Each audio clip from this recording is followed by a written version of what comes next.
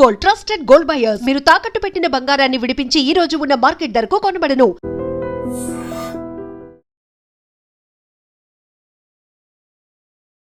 Hi hello నమస్తే, welcome to iDream Media. నేను మీ శ్రావ్య. మనతో పాటు ఉన్నారు stock market analyst and trainer A చక్రవర్తి గారు. నమస్తే సార్.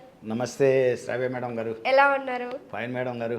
సో మీరు చెప్పినట్లుగానే మార్కెట్ అయితే అక్కడే క్లోజ్ అవుతూ ఉంది. సో ఈ రోజు కూడా మీరు చెప్పినట్లుగానే నిఫ్టీ 50 వచ్చేసి 24,565 దగ్గర క్లోజ్ అయింది. అట్లనే ఫ్లక్చువేట్ అవుతూ క్లోజ్ అయింది. ఎట్లా ఏవేవి సపోర్ట్ చేస్తాయి, అసలు ఎక్కడ ఏవి ప్రభావితం చేస్తాయి ఒకసారి చెప్తారా సార్? మార్కెట్ ఎలా ఉండబోతుంది నెక్స్ట్? శ్రావ్య గారు, మొట్టమొదట ఈ కార్యక్రమం నిర్వహిస్తున్నందుకు మీకు, తర్వాత మీ ఐ డ్రీమ్ ఛానల్ వారికి మరొకసారి ధన్యవాదాలు చెప్పుకుంటూ మనం వీడియో చేద్దాం, ఓకేనా? శ్రావ్య మేడం గారు, మనం లాస్ట్ వీక్ ఏం చెప్పుకున్నామంటే నిఫ్టీ కొన్ని సపోర్ట్ లెవెల్స్ ఇచ్చి అసలు నిఫ్టీని ప్రభావితం చేసే అంశాలు ఏంటో డిస్కస్ చేసాం. మనం చెప్పుకున్నట్టే నిఫ్టీ చాలా వీక్గానే ఉందని చెప్పాం. ఇంటర్నల్గా చాలా వీక్గా ఉందనే చెప్పడం జరిగింది. అయితే మనమేం కొనమని అమ్మమని రికమెండ్ చేయలేదు, కానీ మన యొక్క ఐడియాలజీని మనం షేర్ చేసుకున్నాం. ఇప్పుడు కూడా అంతే, our ideology going to share the audience, that's all. అంతేగాని వాళ్ళని కొనమని కానీ అమ్మమని కానీ మనం ఎక్కడ రికమెండ్ చేయట్లే. నెక్స్ట్ వీక్ వచ్చేసరికి మార్కెట్ని ప్రభావితం చేసే అంశాలు ఒక్కోటి మనం డిస్కస్ చేద్దాం. ఫస్ట్ మొట్టమొదట వచ్చేసరికి మేడం గారు, ట్రంప్ టారిఫ్. ట్రంప్ షెడన్ ఆఫాలు వెళ్ళి ఆగస్టు 1వ తారీఖు నుంచి ఇంప్లిమెంట్ చేస్తారని ఇప్పుడు చెప్పడం జరిగింది.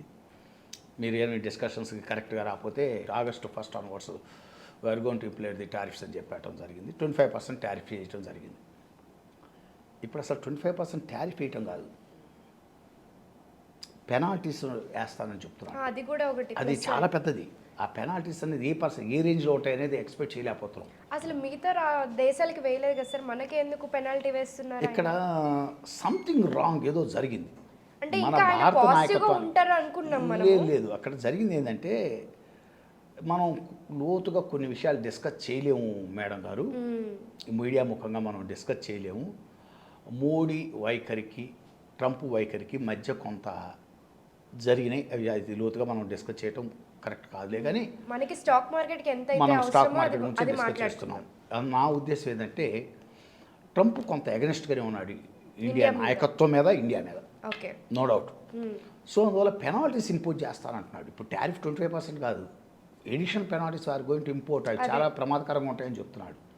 అది ఫార్మా సెక్టార్ మీద కానీ, లేకపోతే సాఫ్ట్వేర్ సెక్టార్ మీద కానీ, ఆటో సెక్టార్ మీద కానీ, ఎన్సర్ సెక్టార్స్ మీద కానీ, టెక్స్టైల్ మీద కానీ, డైమండ్స్, చాలా సెక్టార్స్ మీద దాని ఇంపాక్ట్స్ ఉంటాయి, నో డౌట్. పక్కన పెట్టేసేయండి, మనం మార్కెట్ గురించి మాట్లాడుతున్నాం కాబట్టి ఇదొకటి ప్రభావితం చూపిస్తుంది నెక్స్ట్ వీక్ సోమవారం మార్కెట్ మీద. రెండోది వచ్చేసరికి రూపాయి వాల్యూ చాలా దారుణంగా పడింది. చాలామంది గమనించట్లేదు. గత 1 monthలో 2.5 రూపీస్ పడిపోయింది కంపేర్ టు డాలర్. గత వారంలో ₹1.25 పడిపోయింది compare to dollar. So rupee value దారుణంగా పడుతుంది. సరే, రూపీ వాల్యూ పడుతుంది అనుకుంటే కంపేర్ టు డాలరు యూరో కూడా పడుతుంది. ఓకే, డ్రాస్టిక్ పడింది యూరో కూడా. సో అది ఒక ప్రభావం. అంటే ఇప్పుడు ఏంటి, ట్రంప్ టారిఫ్స్ ఒకటి, రూపీ వాల్యూ డిప్రిషియేట్ అవటం ఒకటి, మూడోది యూరో వాల్యూ డిప్రిషియేట్ అవటం వల్ల, యూరో వాల్యూ కొలాప్స్ అవటం వల్ల యూరోప్ మార్కెట్ పతనం అవుతున్నాయి. ఒక పక్క నుంచి యూరోపియన్ మార్కెట్ మొత్తం పతనం అవుతున్నాయి. దాని ఇంపాక్ట్ కూడా ఉంటుంది మార్కెట్ మీద. ఎందుకంటే వీఆర్ ఇన్ గ్లోబల్ విలేజ్. ఇప్పుడు ప్రపంచంలో ఏవి జరిగినా కూడా దాని ఇంపాక్ట్ ఇండియన్ మార్కెట్స్ మీద ఉంటాయి. జియోగ్రఫికల్ టెన్షన్సే కాదు, ప్రపంచ మార్కెట్లలో ఏది జరిగినా కూడా వాటి ఇంపాక్ట్స్ మన మీద కూడా ఉంటాయి. మనం ప్రపంచంలో ఒక భాగస్వాములు, మనం కూడా ఎక్స్పోర్ట్స్ ఇంపోర్ట్స్ జరుగుతుంటాయి, ఒక భాగం. అందువల్ల ఖచ్చితంగా యూరోప్ మార్కెట్ పతనం కూడా మన మీద, నెక్స్ట్ మార్కెట్ల మీద ఇంపాక్ట్ ఉండడానికి ఛాన్స్ ఉంది, నో డౌట్. ఇక నాలుగోది, రేపు 4, 5, 6 తారీఖులో మనకు ఆర్బీఐ మానిటరీ పాలసీ మీటింగ్ ఉంది. అదొకటి. సో వీటన్ని బేరుజు వేసుకొని నెక్స్ట్ వీక్ నిఫ్టీ కదలికలు ఎలా ఉండబోతున్నాయి అని మనం డిస్కస్ చేయబోతున్నాం. ఇప్పుడు మళ్ళా చెప్తున్నాను, 4 విషయాలు మనం పరిగణలో తీసుకోబోతున్నాం నెక్స్ట్ వీక్ మార్కెట్ ఎలా ఉండబోతుంది అంటానికి. ఒకటి, ట్రంప్ ఆర్థిక విధానాలు, అంటే ట్రంప్ టారిఫ్స్, పెనాల్టీస్, తర్వాత వచ్చేసరికి ఆ ఫియర్స్, తర్వాత రూపీ వాల్యూ డిప్రిషియేషన్, దాని impact, next euro collapse, European markets collapse అవటం, and next RBI monetary policy. RBI monetary policy 4, 5, 6 తారీఖులు. వీటన్నిటి నుంచి ఇంకోటి అత్యంత ముఖ్యమైన పాయింట్, ఇది అతి కీలకమైన పాయింట్ ఇప్పుడు చెప్పబోయేది. ఎఫ్ఐ 90% షార్ట్ పొజిషన్లో ఉన్నారు. ఓకే. ఎఫ్ఐఎస్ అనేవాళ్ళు, ఫారిన్ ఇన్స్టిట్యూషనల్ ఇన్వెస్టర్స్ అనేవాళ్ళు 90% షార్ట్లో ఉన్నారు. అంటే మార్కెట్ పడిపోతుందని షార్ట్ కొట్టున్నారు. ఈ 5 విషయాలను బేస్ చేసుకొని నెక్స్ట్ వీక్ మార్కెట్ ఉండబోతుంది. సో ఇప్పుడు మార్కెట్ లెవెల్స్ అనేటువంటిది నేను నా పరిశీలన నేను మీ ముందు ప్రజెంట్ చేస్తున్నాను, ఆడియన్స్ ముందు ప్రజెంట్ చేస్తున్నాను. సో నేను ఇక్కడ కొనమని చెప్పట్లేదు, అమ్మమని చెప్పట్లేదు. మీరు వీటన్నిటిని బేరీజ్ వేసుకొని ఈ లెవెల్స్ చూసుకుంటూ మీ ట్రేడింగ్ మీరు చేసుకోండి. మీరు మీ టెక్నికల్ నాలెడ్జి ఉపయోగించుకొని మీకున్న పరిశీలన జ్ఞానంతో మీ సొంత నిర్ణయాలు తీసుకొని మీరు మూవ్ అవ్వండి. ఎందుకంటే లాభం వచ్చినా మీదే, నష్టం వచ్చినా మీదే, మాకు సంబంధం ఏం లేదు. సో ఇక్కడ ఫస్ట్ నిఫ్టీ వచ్చేసరికి మనం లాస్ట్ వీక్ అనుకున్నట్టే 24,550 మంచి సపోర్ట్ ఉంటుందని చెప్పాం. అవును సార్. అది బ్రేక్ అవుతే మీకు 24,200కి వెళ్తుంది, తర్వాత 24,000కి వెళ్తుంది అని చెప్పుకున్నాం. అవును. సరే, ఇప్పుడు వాస్తవంగా నిన్న మార్కెట్ శుక్రవారం రోజు 24,535 పాయింట్లు లో టచ్ చేసి 24,565 పాయింట్ల మీద క్లోజ్ అయింది. ఇది ఇప్పుడు నిఫ్టీ నిన్న శుక్రవారం క్లోజ్ అయింది. రేపు మండే వచ్చేసరికి సపోర్ట్స్ రెసిస్టెన్సెస్ మనం డిస్కస్ చేయబోతున్నాం. Okay sir. ఫస్ట్ సపోర్ట్ వచ్చేసరికి మళ్ళీ ఇప్పుడు చెప్తున్నాను, మార్కెట్ సపోర్ట్స్ వచ్చేసరికి 24,200 మేజర్ సపోర్ట్ ఉంది. అది కట్ అవుతే 24,000 అసలు కట్ అవడానికి ఛాన్సెస్ తక్కువ. అది మేజర్ సపోర్ట్. ఫస్ట్ సపోర్ట్ మళ్ళీ once again repeat 24,200. Second support వచ్చేసరికి 24,000 సెకండ్ సపోర్ట్. ఓకేనా? ఇక మరి పైకి చూద్దాం. పైకి చూసేటైతే మేడం గారు రెసిస్టెన్స్ లెవెల్స్ ఏంటంటే ఫస్ట్ రెసిస్టెన్స్ వచ్చేసరికి 24,670 దగ్గర ఉంది. మీకు అర్థమైందండి? 24,670 దగ్గర చాలా పెద్ద రెసిస్టెన్స్ ఉంది, అది నో డౌట్. అది అయిపోయిన తర్వాత అంటే ఇక్కడ ప్రతి 100 పాయింట్లకు ఉన్నాయి.